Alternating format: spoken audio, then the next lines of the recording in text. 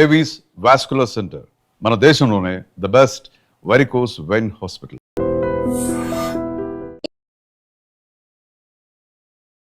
Welcome to iDream media. So జనరల్గా diabetes అండి, ఇంట్లో ఇద్దరు ఉంటే ఒకరికి డయాబెటీస్ అనేది ఉంటూ ఉంది. అయితే ఇది చలికాలం, ఈ సీజన్లో ఈ డయాబెటీస్ అనేది ఎక్కువ అవుతూ ఉంటుంది, షుగర్ లెవెల్స్ అనేవి ఎక్కువ అవుతూ ఉంటాయని చెప్తూ ఉంటారు. నిజమేనా ఇది? అయితే జనరల్గానే నైట్ ఈ షుగర్ లెవెల్స్ ఫ్లక్చుయేట్ అవుతూ ఉంటాయి. సో తీసుకునే ఆహారంలో జాగ్రత్తలు తీసుకోవాలి, డిన్నర్లో చాలా జాగ్రత్తలు తీసుకోవాలని చెప్తూ ఉంటారు. దీనిలో వాస్తవం ఎంత, పూర్తి వివరాలు తెలుసుకుందాం. ఈరోజు మనతో పాటు ఉన్నారు ప్రముఖ internal medicine specialist doctor Rajesh Chukkala గారు.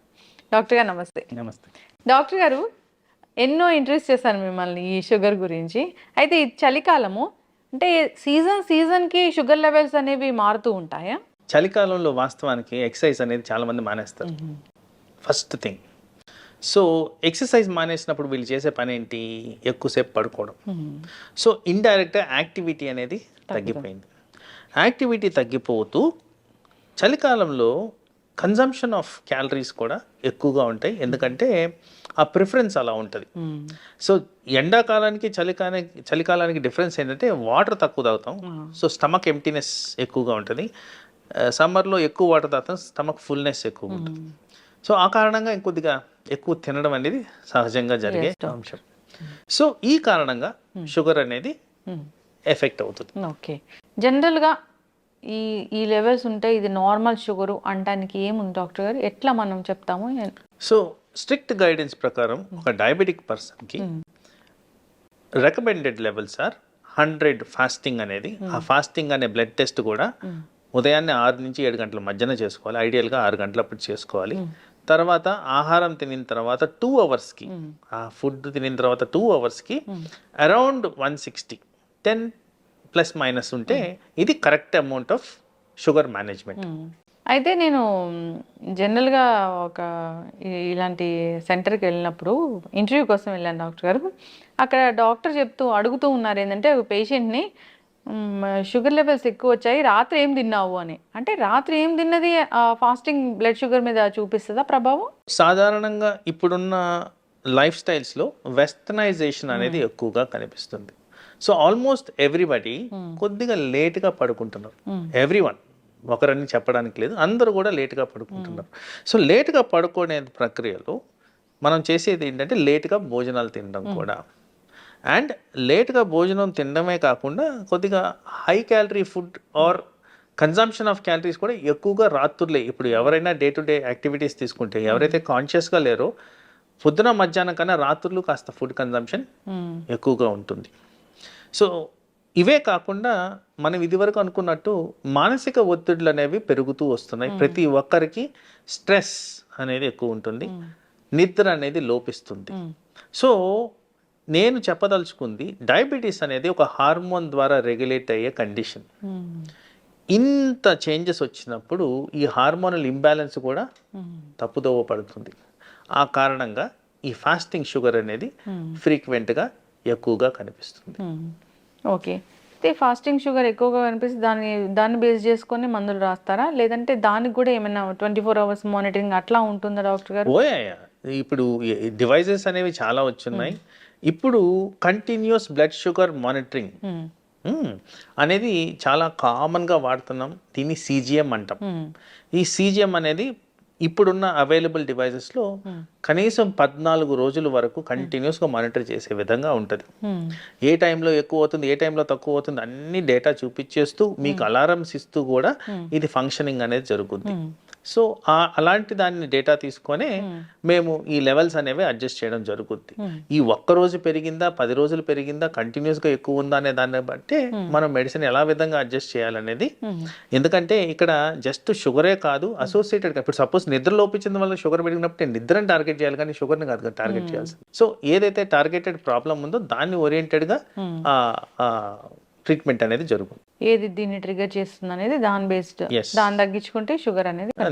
అంటే జనరల్గా ఇప్పుడు మరి శీతాకాలంలో ఎక్కువగా షుగర్ లెవెల్స్ అనేవి ఫ్లక్చువేట్ అవుతూ ఉంటాయి, పెరుగుతూ ఉంటాయి అన్నప్పుడు జాగ్రత్తలు ఏం చెప్తారు డాక్టర్ గారు? సో మీ డైలీ యాక్టివిటీ ఏదైతే మేము రికమెండ్ చేస్తుంటామో అవి స్టాప్ చేయొద్దు. That is the first thing. సరే, ఇప్పుడు మీరు సంవత్సరం పొడుగుతా చేసి 2-3 నెలలు మానేసినప్పుడు మీ క్యాలరీ బర్నింగ్ కెపాసిటీ తగ్గినట్టే కదా. అవును. సో దాని కారణంగా షుగర్ అనేది వేరియేషన్స్ అనేవి వస్తున్నాయి కదా.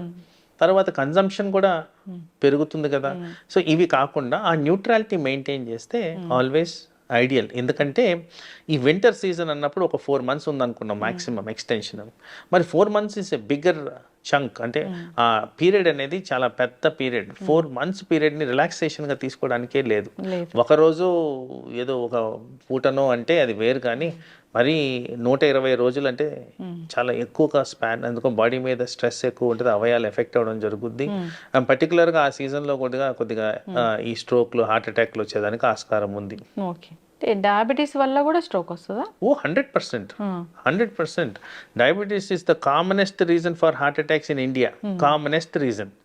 సో ఎక్కువ శాతం హార్ట్ అటాక్స్ ని మనం అనలిటికల్గా తీసుకుంటే డయాబెటిక్ రిలేటెడే ఉంటున్నాయి. ఏం జరుగుతుంది డాక్టర్ గారు? ఇప్పుడు షుగర్ ఎక్కువైంది, అది హార్ట్ మీద ఎట్లా జరుగుతుంది? సో వీటిలన్నిటికీ ప్రైమరీ కారణం కొలెస్ట్రాల్ లెవెల్స్.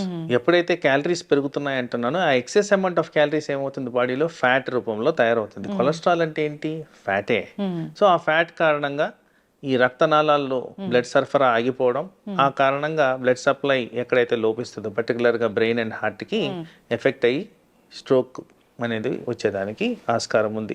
ఇండైరెక్ట్ గా చూసుకుంటే ఈ హై షుగర్ లెవెల్స్ వల్లే ఇదంతా జరుగుతుందని సైంటిఫిక్ రుజువులు ఉన్నాయి. ఓకే డాక్టర్ గారు, ఇప్పుడు ఎవరైనా ఈ షుగర్ టాబ్లెట్స్ రాసినప్పుడు షుగర్ ఉన్న వాళ్ళకి బిఫోర్ ఫుడ్, ఆఫ్టర్ ఫుడ్ అలా ఇస్తూ ఉంటారు డాక్టర్స్. కొందరు బిఫోర్ ఫుడ్ తీసుకుంటే మాకు పడట్లేదు, ఆఫ్టర్ ఫుడ్ తీసుకుంటామని తీసుకుంటూ ఉంటారు. అది మంచిదేనా అండి? సో ఐడియల్గా ఇది customization to the patient need మీరు చెప్పే థింగ్. సో ఐడియల్గా ఎప్పుడన్నా ఒక సబ్స్టెన్స్ మనం ఒక దాన్ని కంట్రోల్ చేయడానికి ఇవ్వాలి అంటే బిఫోర్ ఫుడ్ అనేది ఇంపార్టెంట్. ఎందుకంటే అది జీర్ణమయ్యి ఈ షుగర్ లెవెల్స్ స్పైక్ అయ్యే లోపలే అది కూడా ఎఫెక్టివ్గా పనిచేయడం అనేది ఇంపార్టెంట్. సో ఐడియల్గా always sugar tablets before food అనేది ఉండాల్సిన అవసరం ఉంది. అది 10 నిమిషాల 30 నిమిషాలు అనేది డాక్టర్ గారు నిర్దేశిస్తారు. తర్వాత ఎవరికన్నా ఈ జీర్ణాశయానికి సంబంధించిన ప్రాబ్లమ్స్ ఉన్నప్పుడు దాన్ని ఎలా కస్టమైజ్ చేసుకోవాలో వాళ్ళ సూచనల సలహాల మేరకు ఫాలో అయితే సరిపోతుంది. ఎస్. కానీ అయితే చాలా పెద్ద మీ మీద కంప్లైంట్ ఏముంటుందండి డాక్టర్స్ మీద? నాకు షుగర్ వచ్చింది కానీ డాక్టర్ గారు ఏమో నాకు ఇన్ని టాబ్లెట్ రాశారు, ఓన్లీ ఒక షుగర్ టాబ్లెట్ రాస్తే సరిపోతుంది కదా, కొలెస్ట్రాల్ రాశారు, మల్టీవిటమిన్ రాశారు, ఇలాంటివన్నీ ఎందుకు రాశారు అని అంటూ ఉంటారు. ఎందుకు డాక్టర్ గారు? డయాబెటీస్ అనేది ఒక్క షుగర్కి సంబంధించిన వ్యాధే కాదు, పలు అవయాల్ని ఎఫెక్ట్ చేసే వ్యాధి అది. అండ్ నేను ఇదివరకు చెప్పినట్టు హార్మోనల్ ఇంబ్యాలెన్స్ కారణంగా వచ్చేదే ఇది. డయాబెటీస్ రాకముందు జరిగే అంశం ఏంటంటే పర్టికులర్గా టైప్ 2 డయాబెటీస్లో ఉబకాయం అనేది ఆల్రెడీ ఎస్టాబ్లిష్డ్. ఉబకాయం అనగా మెజారిటీ ఆఫ్ పేషెంట్స్లో ఫ్యాట్ కాన్సన్ట్రేషన్ పెరిగితేనే వచ్చేది ఉబకాయం. సో డైరెక్ట్గా ఊబకాయం గురించి మాట్లాడితే ఈ కొలెస్ట్రాల్స్ పెరిగిన దాని కారణంగా ఫ్యాటీ లివర్ అనేది వస్తుంది. అథెరోస్క్లెరోటిక్ బ్లాక్స్ అంటాం, ఏదైతే రక్తనాళాలు బ్లాక్స్ అంటామో ఆ బ్లాక్స్ అనేవి కనపడతాయి. ఆ బ్లాక్స్ ఎక్కడైనా రావచ్చు కండిషన్ బట్టి.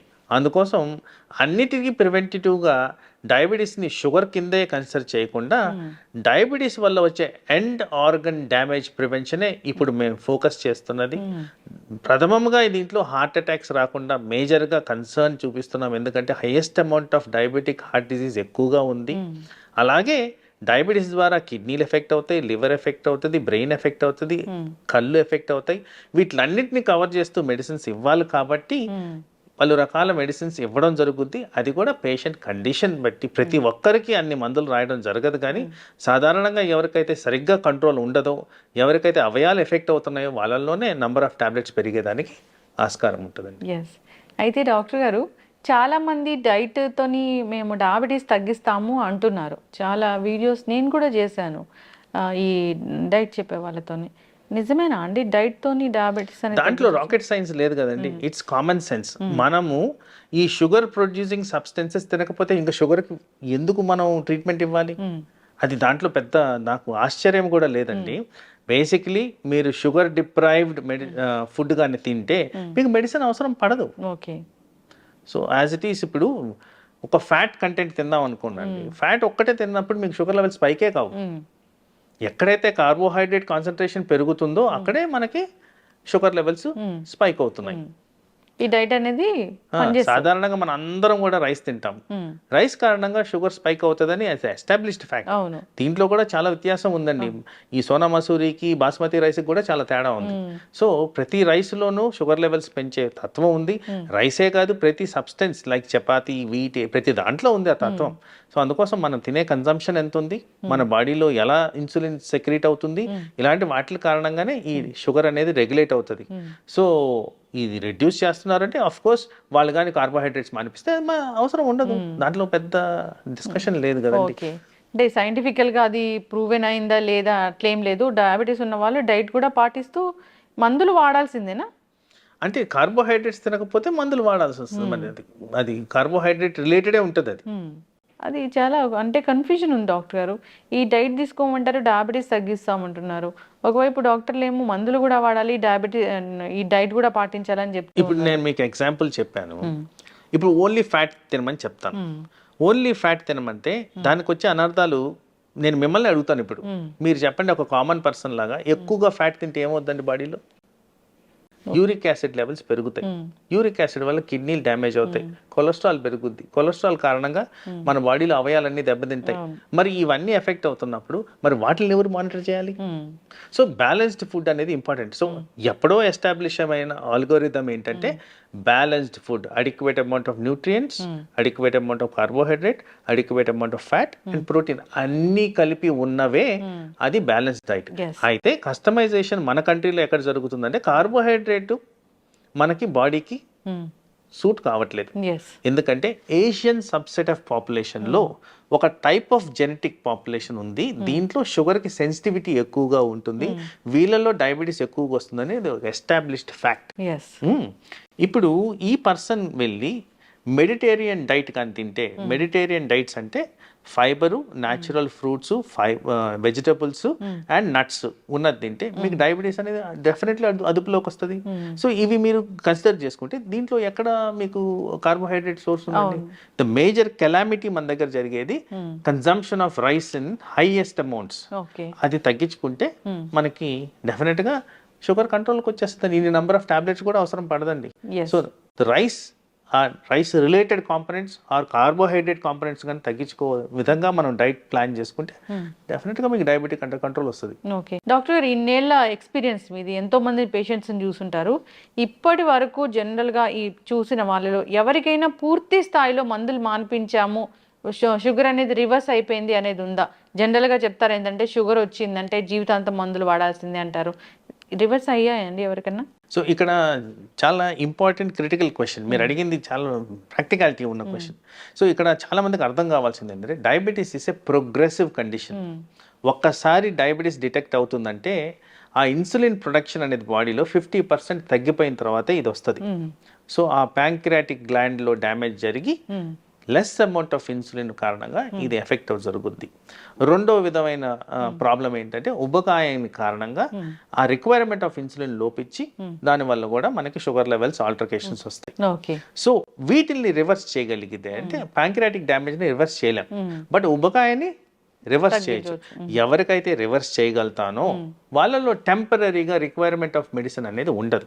ఎందుకు టెంపరీ అంటున్నానంటే ఏదైతే ప్యాంక్రియాటిక్ డ్యామేజ్ జరిగి 50% ఆఫ్ ఇన్సులిన్ లాస్ అయిందో అది న్యాచురల్ గానే తగ్గుతూ వస్తుంది. Over a period of 20 years complete గా ఇన్సులిన్ అనేది డిసపేర్ అయిపోద్ది. Variable from person to person. Complete గా డిసపేర్ అయినప్పుడు కంపల్సరీ మనం మెడిసిన్ అనేది ఇవ్వాల్సిన పరిస్థితి. కంప్లీట్ గా జీరో అయిన insulin levels in the body అంటే మనం బయట నుంచి ఇవ్వాల్సిన అవసరం. ఎస్, ఖచ్చితంగా డాక్టర్ గారు. షుగర్ గురించి ఇంకా చాలా క్వశ్చన్సే ఉన్నాయి. సో మనం ఈ సిరీస్ అనేది కంటిన్యూ చేద్దాము. షుగర్ గురించి ఏదైనా ఇబ్బంది పడుతున్న వాళ్ళు, టాబ్లెట్స్ గురించి కావచ్చు, ఇంకా ఏదైనా డౌట్స్ ఉంటే ఒకసారి మిమ్మల్ని కాంటాక్ట్ చేయాలని కోరుకుందామండి. చాలా చక్కటి ఇన్ఫర్మేషన్. ధన్యవాదాలు. నమస్తే. And for more videos, please subscribe to iDream. Please subscribe to iDream. Please subscribe iDream. And please subscribe to iDream. For more videos, subscribe to iDream. please like, share and subscribe to the channel. Congratulations, iDream. Subscribe to iDream. Subscribe to iDream. So subscribe to iDream Media. iDream ki iDream team andarki huge congratulations. Please subscribe iDream Media. Please subscribe to iDream. Subscribe iDream. Please subscribe to iDream. I dream అంటే నా కళల channel subscribe చేసుకున్న నోరు తిరుగుతలేదు. మీరైతే గంట గుర్తు కొట్టండి. For more such videos, please subscribe to iDream. Subscribe to iDream. Please subscribe to iDream. Please subscribe iDream Media. Please do subscribe to iDream. Please subscribe to iDream Media. For best entertainment and information, please subscribe iDream. And don't forget to subscribe to iDream.